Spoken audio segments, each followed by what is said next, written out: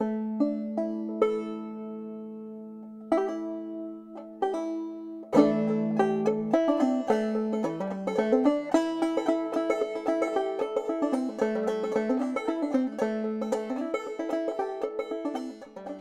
the late 1840s, James Lawther arrived in the United States of America, fresh off a boat from County Cork, Ireland, and thin as a rail. He would make his way to his uncle in Dubuque, Iowa, and then eventually north to Red Wing, working as a kind of land speculator on behalf of that uncle. Arriving in Red Wing in 1855, Mr. Lawther purchased 80 acres for $1.25 an acre, and thus began a successful adventure in real estate. But why did Lawther, an Irishman, name a building after British Prime Minister William E. Gladstone?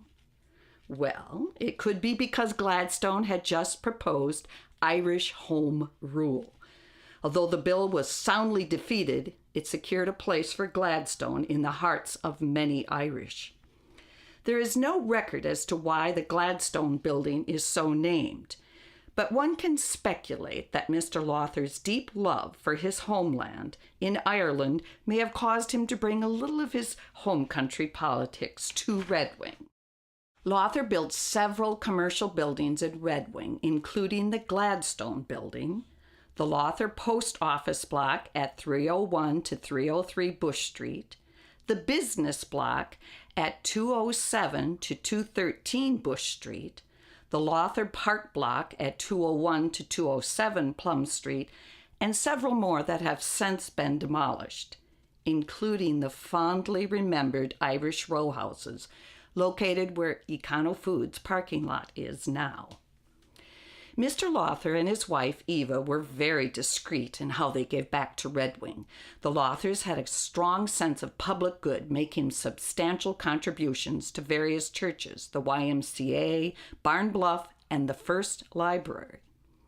The Gladstone Building is constructed of local limestone and reflects the Victorian Romanticism of the times. The Roman arched windows evoke a reference to architect Henry Hobson Richardson, who is credited with reviving the Roman arch in the United States.